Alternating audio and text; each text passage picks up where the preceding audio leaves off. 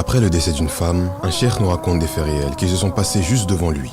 Dès le tout début de l'enterrement, il y avait déjà plusieurs choses étranges. Pour les bonnes et pour les mauvaises choses, Allah nous envoie des signes. Et ce cheikh qui avait plus de 30 ans d'expérience n'était pas rassuré en voyant la situation. En regardant la défunte, il voyait que son visage était anormal. L'odeur du corps aussi le dérangeait, en plus d'autres choses auxquelles il a préféré ne pas faire attention. Et il continua d'être dérangé par la situation jusqu'au moment où il fallait déplacer le corps du lit vers le cimetière. À l'enterrement, il y avait tellement de personnes que leur nombre était suffisant pour retourner le véhicule. Et pourtant, quand ils ont voulu porter cette femme pour la mettre dans la tombe, elle ne bougeait pas d'un centimètre. Il y avait 5 ou 6 frères qui se chargeaient de la porter, mais elle ne bougeait pas. Ils faisaient tout leur possible, mais rien à faire. Le corps restait au même endroit.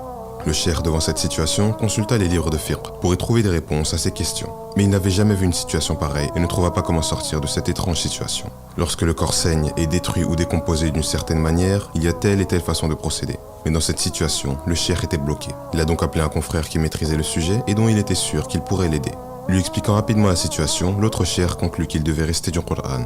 Se retournant vers la défunte, il a commencé à réciter la sourate Yasin et la sourate Qaf. Et par la volonté d'Allah, ceux qui tentaient de la déplacer ont enfin réussi à bouger ses jambes. Ils étaient alors rassurés, car enfin, cette situation étrange était en train de changer. Ils continuaient de lire, et 3 des fils de la femme portaient le corps jusqu'à l'intérieur de la tombe.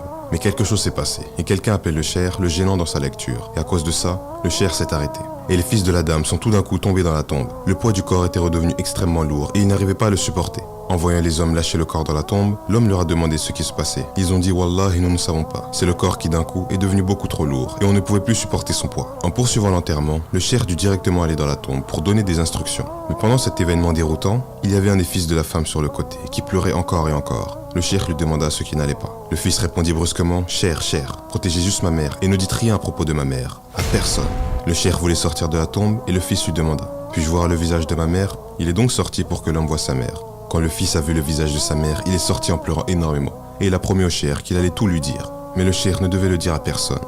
Quand c'était enfin terminé, le fils pleurait et le cheikh l'a pris sur le côté, lui demandant ce qui n'allait pas. Il lui répondit « Non, je ne te le dirai pas ». Le cheikh lui rappela qu'il lui avait fait une promesse. L'homme répondit « Non, je ne peux pas te le dire ». Il poursuivit en lui disant « Je peux juste te dire une chose. La personne qu'on a enterrée, ce n'était pas ma mère ». Le cheikh qui ne comprenait pas lui dit « J'ai les documents, c'est bel et bien ta mère ». En lui rappelant son nom, il a dit « Wallah, cheikh, je jure par Allah, son visage était blanc. Et Wallah, ce que j'ai vu, c'était du charbon. Et ce n'était pas ma mère. » Le cheikh lui dit « Dis-moi ce qui ne va pas. » L'homme dit d'un air abattu « Non, cheikh, je ne peux pas. » Et il est finalement parti.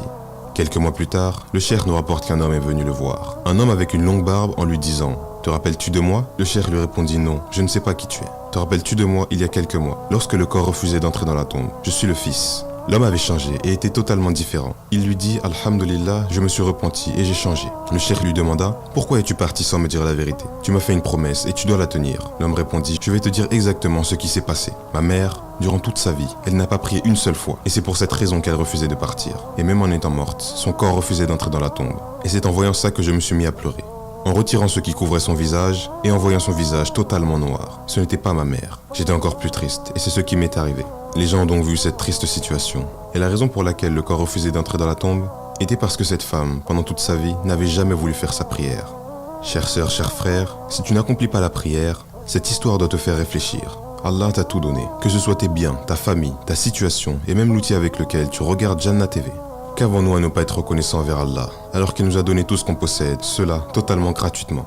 Ne connaissez-vous pas la parole d'Allah qui nous dit dans la sourate Ibrahim: si vous êtes reconnaissant, très certainement, j'augmenterai mes bienfaits pour vous. Mais si vous êtes ingrat, mon châtiment sera terrible.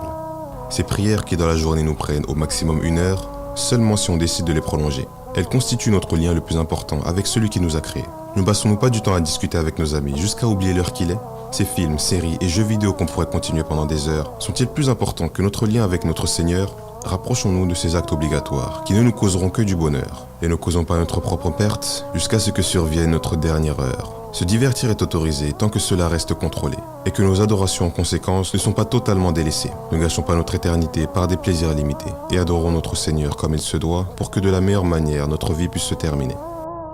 يوم ينفخ في الصور ونحشر المجرمين يومئذ زرقا يتخافتون بينهم إن لبثتم إلا عشرا نحن أعلم بما يقولون إذ يقول أمثلهم طريقة إن لبثتم إلا يوما